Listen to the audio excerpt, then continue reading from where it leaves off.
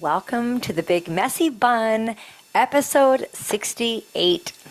You guys, today we are going to talk about a topic that isn't one that people really like to talk about or think about, but I think it's a topic that's super important. And I do talk about this topic in other ways, but today we're going to get down to the nitty-gritty about the difference between lifespan and health span. So last week, I had the opportunity to share my heart, my soul, my passion with a group of beautiful humans. I need to get Charlie a bone. I thought this might happen, and dang it. Oh my goodness, Charlie. She does this every so often, as you guys know. She's just going to get a quick bone here, and then we should be off to the races. I thought she was good, but apparently she needed just one more today. All right, so we're going to talk about health span versus lifespan. So the lifespan of a human is from birth date to death date. That is your lifespan. Now, what I want to share with you is something called a health span, and that is your birth date until the day or the time of life that you stop living in good health, that you might not be able to do the things you want to be doing. You might not be able to move around or live independently, whatever this might look like. Now, I have to say this, that although your health might not be exactly where you want, if you're still able to do life that's bringing you joy and good things, then your health span is doing okay. Could it be better? Sure. I'm kind of referencing the folks that I work with in the retirement homes. So there are some in there that their health span or their health isn't the greatest, but boy, they're doing everything they can possible to work on it. And then there's people with a health span that's really short, and they just kind of suffer the last many, many years. So I share my family, my parents actually, as an example. And I did this past week in a workshop that I was, or a presentation I was doing. And I talked about my parents, and I will share some pictures maybe on my social media. I didn't bring them here with me today, so I might, if I can figure out a way to edit them in here, but I don't think I'm that tech savvy, so I'm not going to worry about it. But I'm on social media. If you follow me, you can kind of go and I'll share some pictures of what I'm describing to you here. So my dad's health span, let me share with you his lifespan. His lifespan, he was born in 1934 and he died in 1991. So he died at about 56, almost 57 years old. My mom was born in 1938 and she died in 2015. And so her lifespan was 77 years old. Now they both had health spans that were much less than their lifespan. So my dad's health span, I would say, was about 36 years old. He died at 56, but he had his first massive heart attack at around 36. I might be off a little bit. Somewhere in there, 36, 37 years old, massive heart attack, and never really got his health in great order until he passed away at 56. So his health span was around 36. His lifespan was 56. My mom, her health span was around, I would say, give or take, around 40-ish, somewhere in there. Now, my mom's, I understand a little more because she lived longer. I got more time to understand it, learn it, that sort of thing. But my mom my dad had his first heart attack when I was a little baby, like tiny. And then he had another one when I was 10 years old. And then he died when I was 19. I was just about 20. And so he had them every 10 years for 2 decades. My mom had her first heart attack the day after my son was born. So my mom was 59 years old. 59, yeah. She was 59 years old when she had that heart attack. She was going to be 60 that May. He was born in February. But her health was declining prior to that, okay? So her health span was much less than what her ended lifespan was. Why am I sharing this with you? Is because we tend to look at birth date and end date as these numbers. And somewhere along the line, our health starts to decline, and it could be very young. It could be in your 20s, 30s, 40s, who knows? But if we don't actively work towards a better health span, living in good health, living disease-free, living with energy, living with vitality, living with power, living with strength, living in independence, that's what your health span is. Are you able to live the way you want to live? Are you able to get up out of chairs, off the toilet, in and out of cars? Like, what is it you want to do? And so, sure, we want to live a long time. I want you to live in great health a long time. And it takes work. It takes effort. It sure does. But I'll tell you what also takes work and effort is a lifespan that's built around home care visits and personal care homes and having to have adaptations made to your home and all of these other things. And if you need these things in place, get them in place.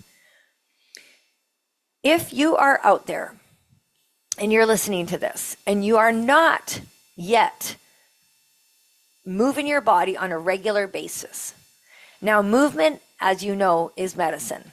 And we've talked about that lots on this podcast. If movement isn't part of your plan each week, I urge you to figure out what movement you can get started with and start. And then build on that. You do not have to go do 100 miles an hour, like balls to the walls, but you need to begin something. This past week, I shared with these folks 4 exercises that they could do. And I will share a video this week on my Instagram, those 4 exercises. But I can tell you right now, they were squats, they were push-ups, they were calf raises, and a bent over row to strengthen your back. 4 exercises. And I urge them just to start with those 4. I'll put a plan out on my Instagram this week sometime. But not a million. You don't have to reinvent the wheel. You don't have to get crazy. But you got to get doing something regularly. And if you just focused on those 4, did them a few times a week, day in and day out, week and week out, month after month, you will have progress. But if you're waiting for something miraculous to appear, some super crazy perfect workout, your body is already ready for the workout. It doesn't have to be some wild and crazy thing.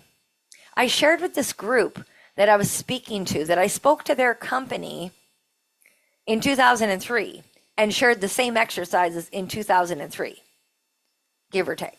I know we did squats and push-ups because I was super pregnant with Casper and I was doing these exercises with this group.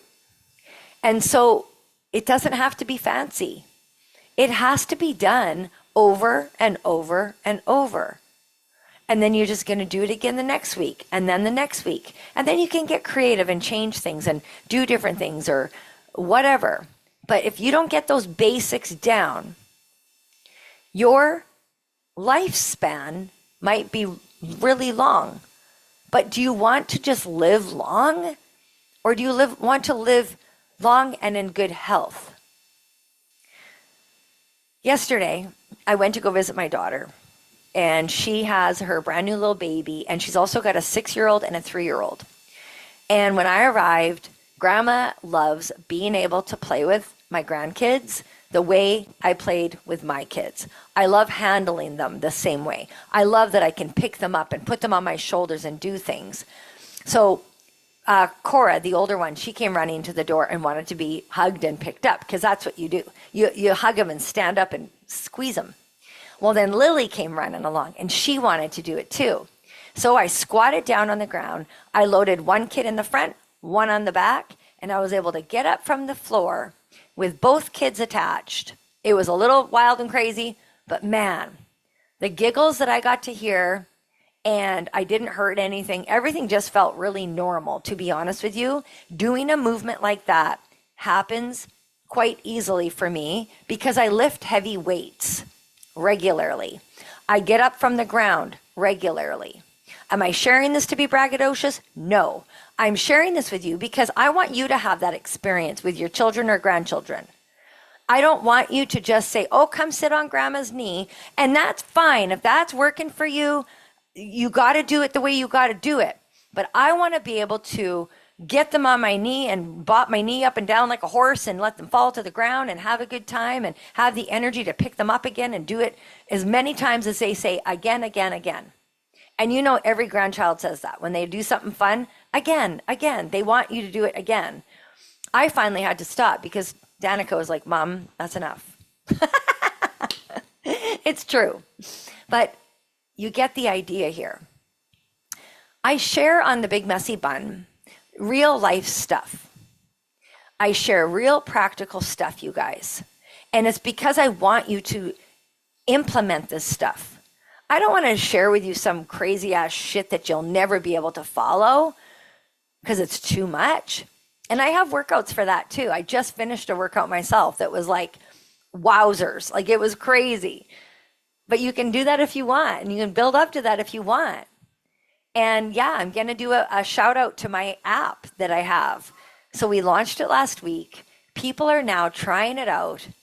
And there's workouts for all different types of bodies in there. All different levels, all different time frames.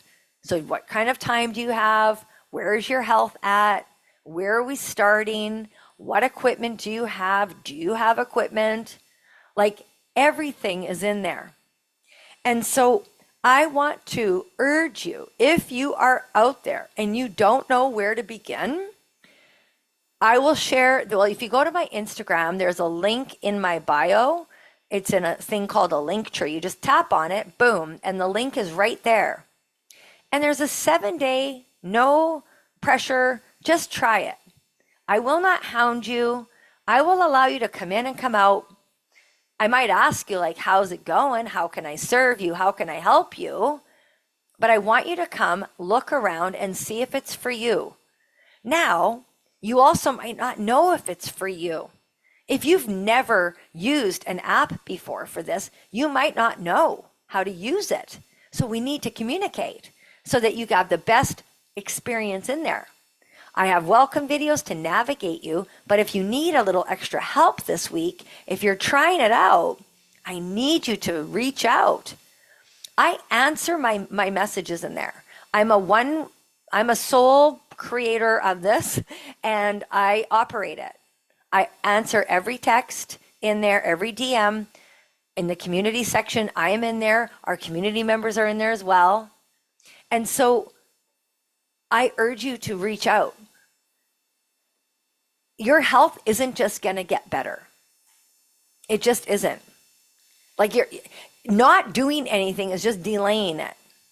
So if you already feel a certain way, like you're already feeling sluggish, you feel like you got no energy, you got whatever feeling going on, it will not get better by sitting and waiting for it to get better. What will change is you taking responsibility and taking action. Taking responsibility means saying, okay, I now need to learn how to respond to my environment, my lifestyle right now, my body. What do I got going on? Do I got injuries? Do I got things going on? Do I need to learn more about my own self, my own health?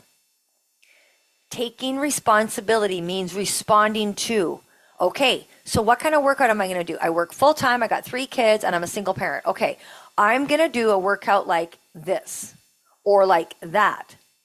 You're not going to do the same workout as the person who has none of those responsibilities. Or you might, it might work, but I want you to have success. We will not move the needle in your health by doing something that's way too hard or complicated, because you won't create consistency in there. You won't create a pattern of consistency. You must get started with something. This week on my Instagram, I'll share ways to get started. Some might be as simple as walking right after mealtime for 5 minutes. Get that be your habit. Get that to be your habit. Get that to be your go-to. I didn't say go run for an hour. I said go walk for 5 minutes. Build on that. Then you build more. Then you start lifting a few things and so on and so forth. Your health span matters. I am so wired like this because I grew up with parents that were unhealthy. And I didn't really know. I kind of had an idea when I was probably by about age 10. I knew my parents weren't healthy. By age 10, I carried that worry with me, maybe even younger. I kind of think I was in about 3rd grade, 8 years old. I still have my grade 3 report card sitting here. So I was born in 1971. So by 1979, 1980, I was already concerned about my parents' health. I was 8. And that never, ever left me. It just compounded and got worse. And so I don't want that for my children. My children don't worry about my health, I don't believe. I've never really asked them, but I don't think that they do because they know I would also communicate if something was up. But I want to be strong for them. I want to be strong for my grandchildren. I want to be strong for my family and friends. And then I want to be strong for my people, in my fitness bubble, my work bubble, and in the community. If I can help somewhere because I've got the strength and ability to do it, then I can. But we can't help beyond our own self until we get ourselves so full up. You've got to fill your cup. You've got to move that body. You've got to put some nutrition in. You've got to surround yourself as well with like-minded individuals that are going to work on this with you. Because if you think you're going to go it alone, you might be able to, and that's great. But if you're looking for community, looking for support, come into my world, and I'll do my best to support you. I believe in this so wholeheartedly that it almost chokes me up sometimes when I get an opportunity to share. And last week was a full-on week of sharing my heart and soul to a group of beautiful humans. And this morning, just now at work, I got to share with my elders and educate them. Yes, I educate them as well on what they're doing and how important it is, and that they're able to change their muscles at any age. We didn't even talk about that your muscles can change, you guys, at any age. So I'm going to leave it there because I am heading to teach a live class. I teach live classes every Monday, Tuesday, and Thursday. Now I know you're all getting this on hump day. This is your hump day, middle of the week reminder. And I'm coming at you with a big reminder that you are worth it. It is going to take work. All good things in life take that little bit of work and effort. Consistently done over time, it will make a difference. But if you don't begin, I just don't know what you're waiting for. Like, I don't know what you're waiting for. Like, if it's a diagnosis, if it's a smack on the side of the head, like, I don't know. But I hope that today's message is the one where you say, I'm not waiting anymore. I'm going to go for it because I'm worth it. All right. That was mic drop. Mic drop, episode 68 of The Big Messy Bun. Share this show, help a girl out, and let's help as many humans as we can before the day is over. Share this with 12 people. Can you share it with 12 people? If you do, shoot me a message. I will be wildly impressed. Okay, see you next time.